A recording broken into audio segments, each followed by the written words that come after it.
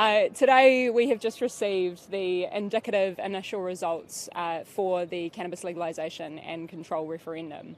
And on those indicative results, it looks like the referendum has lost. However, we still have around 500,000 votes to come through for those specials, which are due at the end of next week.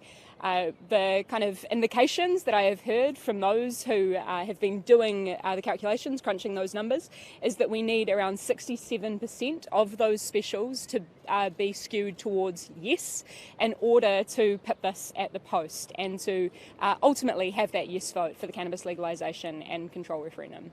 I just want to use this time before we go to questions to say thank you very much to all of those who have come forward, who have shared their stories, particularly of the criminal justice system, to those who have spoken about their experiences of being green fairies and being criminalised for providing medicine, the only medicine that works for some. For those who have spoken about being family members of those who have suffered with mental ill health and addiction issues and have been worried about having their family members come forward for risk of going away in handcuffs. I'm also really proud of the campaign that all of us ran. It was evidence-based, it was compassionate, it always spoke to the facts.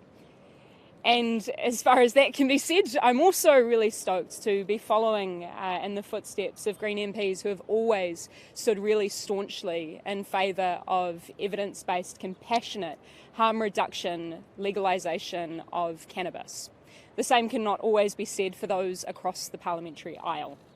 So, look forward to taking all your questions. Why aren't you accepting the no vote? Because we still have 500,000 votes to come through. And I guess that 67%, do you think that's realistic? I think it's entirely plausible. I think that if anybody had tried to predict anything about this election, least of all that I would be sitting here as the leading candidate in Auckland Central, especially based on the polls, we would be having a very different conversation. I guess are you disappointed with the numbers as they stand now? Look, I gave this my all. The Greens gave it our all, and advocates, activists and experts stuck their neck out around the country and gave this their all. We also were up against a tide of misinformation and some pretty poor form campaigning from others. So I am really stoked, really proud and really privileged to have been a part of the campaign that ran on the side of yes. If this doesn't go through, would you be pushing for criminalisation? I think, again, the reason that legalisation was the issue on the table is that decriminalisation simply removes criminal penalties from people who use a substance. It doesn't deal with the issue of supply. It therefore doesn't deal with the issue of people graduating to using harsher substances. So what we were talking about here always was getting control of that supply chain and taking it out of the black market, putting the issue into the light so we can deal with it like adults.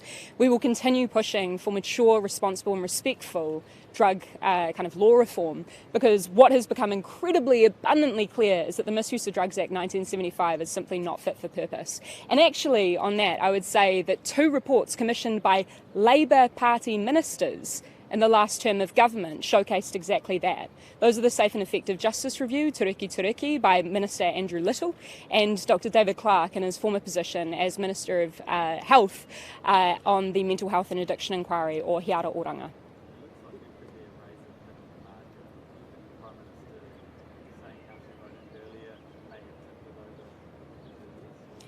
I'm in the Greens because I have the courage of my convictions. So is that a call out essentially from the Prime Minister, do you think? She could have shown leadership. Again, I think that I'm really proud of the campaign that we ran. I'm really proud of having stuck my neck out there and made the argument for something that I believe in, something that is evidence-based, something that disproportionately criminalises and hurts our most marginalised communities. And I think that any politician who wants to talk about those kinds of things needs to say those things when it matters. You used the phrase across the aisle before. Would you like to be part of the government with a role in the health? Folks, give us 48 hours. Cool. What's next? What's next?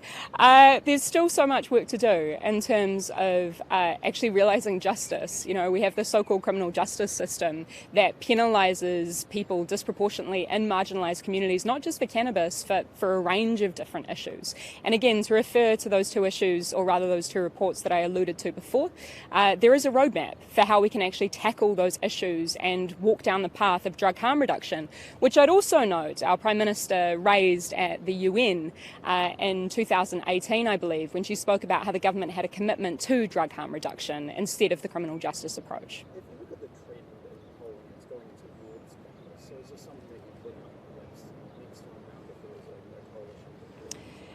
I can't preempt what's going to happen in the next 48 hours. It makes sense that you're getting the trend. You're more than welcome to provide that commentary. What with the closeness of it, what does that show?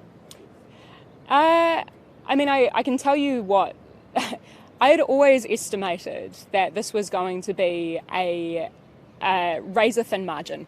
I'd always said that this was going to come down to turnout. And actually just this morning on social media, I was alluding to the 1913 alcohol prohibition referendum, which lost initially before those special votes came through. Initially winning, or rather when the special votes came through, finally winning the campaign for continuance, as it was called then, which is continued legalisation of alcohol.